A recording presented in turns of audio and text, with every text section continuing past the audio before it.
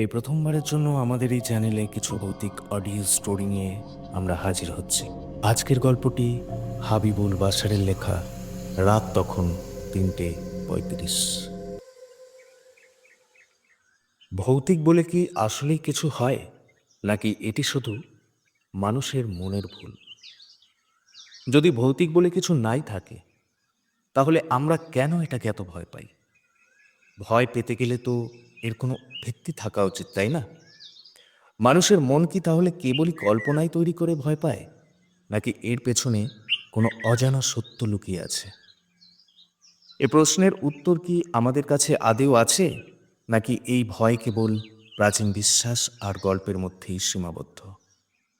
ভৌতিকের প্রতি মানুষের আকর্ষণ যতটা, তার চেয়েও বেশি হয়তো অজানা বিষয়কে ঘিরে থাকা রহস্য আর ভয়। তাহমিন একজন খ্যাতনামা সাংবাদিক। যুক্তির ওপর ভরসা করে চলা এই মানুষটির টিভি অনুষ্ঠানের নাম ছিল ভৌতিক ও অভৌতিক। প্রতি রাত 12টায় সম্প্রচারিত এই অনুষ্ঠানের মূল লক্ষ্য ছিল ভৌতিক ঘটনার পেছনে সত্যতা উদ্ঘাটন করা। তবে মজার ব্যাপার হলো, তাহমিন নিজেই কখনো ভূত বা অশরীরী কিছু বিশ্বাস করত না। অফিসে সহকর্মী রাসেলের সঙ্গে এই নিয়ে তর্ক শুরু হয়। রাসেল বলল, তাহমিন ভাই, এসব অলৌকিক জিনিস কিন্তু সত্যিই হয়, আমি নিজে চোখে দেখেছি। তাহমিন হেসে তাচ্ছিল্যের সুরে উত্তর দিল, আপনি কি বলতে চান, ভূত বলে কিছু পৃথিবীতে আছে? ভূত কিনা বলতে পারবো না, তবে তারা অশরীরী। তাহমিন কিছুটা বিভ্রান্ত হয়ে বলল, এমন কথা, ভূত না অশরীরী, এটা কি ধরনের যুক্তি? রাসেল বলল, না, আমি সেটা বোঝাতে চাইনি। বলে এবার একটু চুপ করবেন, অকারণে কানের কাছে ভ্যান ভ্যান না করে।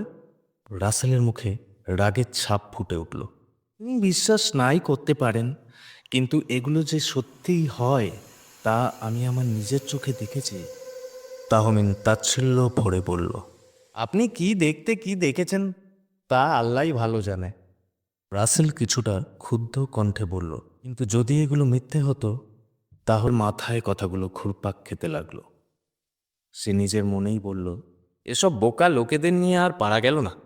আমিও তাহমিদ, প্রমাণ করব, ভূত বলে কিছু হয় না, এসব শুধুই মানুষের মনের ভুল। তাহমিদ বিষয়টি নিয়ে বেশ উত্তেজিত হয়ে পড়ল, কিন্তু সে ভাবল, কিভাবে প্রমাণ করব? হ্যাঁ, আইডিয়া পেয়েছি। যদি একটা ভৌতিক বাড়িতে এক রাত কাটানো যায়, তাহলে পুরো ব্যাপারটা ক্যামেরায় ধারণ করে দেখাতে পারবো। কয়েকজন পরিচিতকে ফোন করে খোঁজ নিল। জানা গেল একটি গ্রামে একটা পুরনো বাড়ি আছে, যেটি নিয়ে বহু গুজব রয়েছে। গ্রামের মানুষ বলে, রাতে ওই বাড়িতে গেলে কেউ নাকি আর ফিরে আসে না, বাড়িটা অভিশপ্ত। এই কথাগুলো শুনে তাহমিদের কৌতূহল আরও বেড়ে গেল। সে ঠিক করল এই বাড়িতেই এক রাত কাটাবে। যা কিছু ঘটবে তা সে ক্যামেরায় ধারণ করবে। তাহমিদ যখন সেই গ্রামে পৌঁছল, তখন সূর্য অস্ত যাচ্ছিল। গ্রামবাসীদের চোখে আতঙ্কের ছাপ। তারা তাহমিদকে অনেক অনুরোধ করল, বাবা, ওই বাড়িতে যেও না, তুমি ফিরে আসতে পারবে না। তাহমিদ সবার কথা উড়িয়ে দিয়ে মুচকি হাসি দিয়ে বলল, তা কাল সকালেই দেখা যাবে। এরপর তাহমিদ ওখান থেকে চলে যায় তার নির্দিষ্ট গন্তব্যে। বাড়ির সামনে এসে দাঁড়ালো তাহমিদ। সন্ধ্যা পেরিয়ে রাত ঘনিয়ে এসেছে। চাঁদের আলোয় বাড়িটা আরও রহস্যময় লাগছে। পুরনো কাঠের দরজা, ভাঙা জানালা আর মাকড়সার জাল, চারিদিকে যেন শূন্যতা। তাহমিদ ব্যাগ থেকে ক্যামেরা বার করে ভিডিও করা শুরু করলো। এই বাড়ি নাকি ভৌতিক, রাত 3:35-এ এখানে নাকি অদ্ভুত কিছু ঘটে, আমি এই গুজবের সত্যতা যাচাই করব। তাহমিদ দরজা ঠেলে ভেতরে ঢুকল। ঘরের ভেতরটা অন্ধকার, শুধু তার টর্চের আলোর সামনের জিনিসপত্র দেখা যাচ্ছে। ঘরের মেঝেতে ধুলো জমে আছে, বহু বছর কেউ যেন পা রাখেনি। দেওয়ালে পোকায় খাওয়া কাঠের তাক, ভাঙা চেয়ার আর এক কোণে ধুলো জমা আয়না। আয়নার সামনে এসে দাঁড়ালো তাহমিদ। টর্চের আলোয় নিজের প্রতিবিম্ব দেখে হাসল, কিন্তু পরক্ষণেই তার হাসি মিলিয়ে গেল।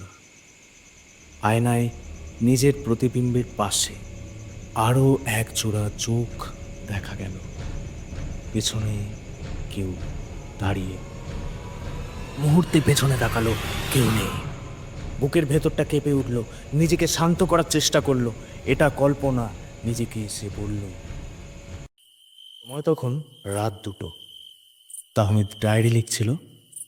হঠাৎ ঘরের জানালা থেকে ঠান্ডা হাওয়া ঢুকল, কিন্তু আশ্চর্যের ব্যাপার হলো জানালাটা বন্ধ ছিল। পায়ের আওয়াজ শোনা গেল করিডোর থেকে, যেন কেউ ধীরে ধীরে এগিয়ে আসছে। তাহমিদ টর্চ হাতে নিয়ে করিডোরে বের হলো। করিডোর ফাঁকা, শুধু বাতাসে শুকনো পাতার গন্ধ। আবার পায়ের আওয়াজ, এবার ঠিক পেছনে। পেছনে ঘুরতেই তার বুকটা কেঁপে উঠল। করিডোরের অন্য প্রান্তে একজন দাঁড়িয়ে, এক মহিলা। লম্বা সাদা শাড়ি, এলোমেলো চুল, কিন্তু তার মুখ দেখা যাচ্ছে না। যেন কোনো কালো অন্ধকার তার মুখ ঢেকে রেখেছে। আমি জিজ্ঞেস করলো, কে আপনি? মহিলা কোনো উত্তর দিল না, শুধু হাত বাড়িয়ে কিছু দেখালো। তার আঙুলে শুকনো রক্ত, তারপর ধীরে ধীরে অদৃশ্য হয়ে গেল। তাহমিদ দ্রুত ঘরে ফিরে এলো। তার শ্বাস প্রশ্বাস দ্রুত হয়ে উঠেছে। সে ক্যামেরার ফুটেজ চেক করতে শুরু করলো। ক্যামেরায় দেখা গেল সেই মহিলার চেহারা, কিন্তু ভিডিওতে তার চোখ থেকে রক্ত ঝরছে। তাহমিদ এতটাই ভয় পেয়ে গেল যে তার হাত কাঁপতে লাগলো। হঠাৎ ঘড়ির দিকে চোখ গেল তাহমিদের। সময় তখন 3:35। ঘরের বাতি নিভে গেল। চারপাশে কারো অন্ধকার, শুধু টর্চের মৃদু আলো। পেছন থেকে গলা শোনা গেল, তুই এখানে কেন এসেছিস? তাহমিদ পালানোর চেষ্টা করলো। আতঙ্কিত হয়ে দরজার কাছে ছুটে গেল, কিন্তু দরজা খুলতে গিয়ে বুঝলো সেটি বন্ধ। বাইরে থেকে বন্ধ করা হয়েছে যেন। পেছনে তাকিয়ে দেখলো সেই মহিলা তার দিকে ধীর পায়ে এগিয়ে আসছে। একি, সে তো আমার কাছেই আসছে, এখন উপায়? তাহমিদ মনে মনে বলল। মন পড়ার ক্ষমতাটা হয়তো সত্যি অশরীরীদের কাছে বিদ্যমান। তার প্রমাণ পেল তাহমিদ যখন মহিলাটি হঠাৎ থেমে বলল, আর কোনো উপায় নেই, এবার তোর সব পথ বন্ধ। তার ঠান্ডা কণ্ঠস্বর কাঁপিয়ে দিল চারপাশ। এগিয়ে আসতে আসতে মহিলাটি যেন আরো ভয়ানক হয়ে উঠেছিল। তাহমিদ আতঙ্কে চোখ বন্ধ করে ফেলল। সময় যেন থমকে গেল। কয়েক মুহূর্ত পর সাহস করে চোখ খুলল, কিন্তু কিছুই নেই। 30। তাহমিদ আর কেয়ারটেকার বসে আছে বাড়ির প্রধান ঘরে। কেয়ারটেকার তার হাতে একটা তাবিজ তুলে দিল। এটা রাখো, বিপদ এলে কাজে লাগবে। ঘরের বাতাস ভারী হয়ে উঠল। জানালার পর্দা অদ্ভুতভাবে বাতাসে উঠতে লাগলো, যদিও বাতাস আসার কোনো পথ ছিল না। হঠাৎ করে এক নারীর কণ্ঠ শোনা গেল, তুমি আমার ঘরে কেন? তাহমিদ পেছনে তাকালো। রূপা দাঁড়িয়ে আছে। এবার তার চেহারা স্পষ্ট। তার চোখে অশ্রু, ঠোঁটের রক্তের দাগ। তার উপস্থিতি যেন পুরো ঘরকে শীতল করে দিল। তাহমিদ সাহস করে বলল, তুমি কি চাও? তোমার আত্মা শান্তি পাচ্ছে না কেন? রূপা ফিসফিস করে বলল, আমার হত্যার বিচার চাই। আমার বাবা, আমার মা, তারা সুবিচার পায়নি। কেয়ারটেকার চিৎকার করে উঠল, তাহমিদ পালাও, ও তোমার জীবন নিয়ে নেবে। রূপার চোখ হঠাৎ আগুনের মতো জ্বলে উঠল। কেয়ারটেকার অচেতন হয়ে মাটিতে লুটিয়ে পড়ল। তাহমিদ কাঁপতে কাঁপতে বলল, আমি তোমার গল্প সবাইকে জানাবো, তোমার সুবিচার হবে। রূপার ঠোঁটের কোণে ম্লান হাসি ফুটে উঠল। সত্যি বলছো? তাহমিদ মাথা নেড়ে বলল, হ্যাঁ, আমি প্রতিজ্ঞা করছি। রূপা ধীরে ধীরে অদৃশ্য হয়ে গেল। রূপার কথা শুনে তাহমিদ গভীরভাবে প্রতিজ্ঞা করেছিল যে সে তার সুবিচার নিশ্চিত করবে। তবে তার মনের গভীরে এক ধরনের অস্বস্তি বাসা বেঁধেছিল। রূপার অভিশাপ শুধু সত্য উদ্ঘাটনের অপেক্ষায় নয়, এর সঙ্গে জড়িয়ে আছে অতীতের ভয়ানক ঘটনা এবং গ্রামের মানুষের বিশ্বাস। পরদিন সকালে তাহমিদ গ্রামের মানুষদের সামনে দাঁড়িয়ে পুরো ঘটনা জানালো। সবাই শোনার পর ভয়ে হতবাক হয়ে গেল। তবে কেয়ারটেকারের কথা ভেবে কেউ একজোট হতে সাহস করল না। একজন বয়স্ক গ্রামবাসী এগিয়ে এসে বলল, ছেলে, তুই সত্যিই সাহসী, কিন্তু সাবধান, রূপার আত্মা খুবই শক্তিশালী। তুই যদি ওর প্রতিজ্ঞা রাখতে না পারিস, তোর জীবনও বিপদে পড়বে। তাহমিদ ধীর কণ্ঠে বলল, আমি প্রতিজ্ঞা করছি রূপার মৃত্যুর ন্যায় বিচার করব।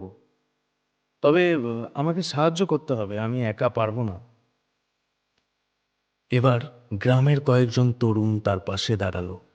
একজন বলল, আমরা তোমার সাথে আছি, কিন্তু কিভাবে করব এটা? তাহমিদ চিন্তিত হয়ে কিছুক্ষণ চুপ করে রইল। তারপর বলল, প্রথমে পুলিশকে জানাতে হবে, তবে শুধু পুলিশ দিয়ে হবে না। রূপার আত্মা এখনো শান্তি হয়নি, তাই আমাদের অতীতের ঘটনার সত্যতা খুঁজে বের করতে হবে। তাহমিদ, কেয়ারটেকার এবং কয়েকজন গ্রামবাসী মিলে রূপার বাবার পুরনো বাড়ি এবং জমিদারি খুঁজতে বেরোল। সেখানে তারা কিছু পুরনো নথি পেল। নথিগুলির মধ্যে রূপার বাবার শেষ চিঠি পাওয়া গেল, যেখানে তিনি তার মেয়ের হত্যার জন্য রূপার শ্বশুরবাড়ির লোকদের দায়ী করেছিলেন। চিঠিতে লেখা ছিল, আমার মেয়ে রূপাকে বাঁচাতে পারেনি, ওরা শুধু সম্পত্তির জন্য আমার সব কিছু ধ্বংস করল। আমার মেয়ের আত্মা শান্তি পাবে না যতদিন না সুবিচার হবে। চিঠিটা নিয়ে সবাই থানায় গেল। পুলিশ ঘটনাটির তদন্ত শুরু করল। তদন্তের সময় রূপার শ্বশুরবাড়ির একজন বয়স্ক লোক পুলিশের সামনে স্বীকার করল যে সেই রাতে তারা রূপাকে কুয়োয় ফেলে হত্যা করেছিল। তবে হত্যার পেছনে শুধু সম্পত্তি নয়, আরও কিছু লুকোনোর কারণ ছিল। রাতের অন্ধকারে আবারও তাহমিদ সেই বাড়িতে ফিরে গেল। এবার তার সঙ্গে ছিল পুলিশ আর গ্রামের কয়েকজন সাহসী মানুষ। ঘড়ির কাঁটা ঠিক 3:35 পৌঁছালে ঘরের ভেতর শীতল বাতাস বইতে শুরু করলো। হঠাৎ করেই জানালার কাঁচ কাঁপতে লাগলো। নারী কণ্ঠ ভেসে এলো, তুই আবার কেন এলি? তাহমিদ এগিয়ে এসে বলল, তোমার প্রতিজ্ঞা রাখতে এসছি রূপা।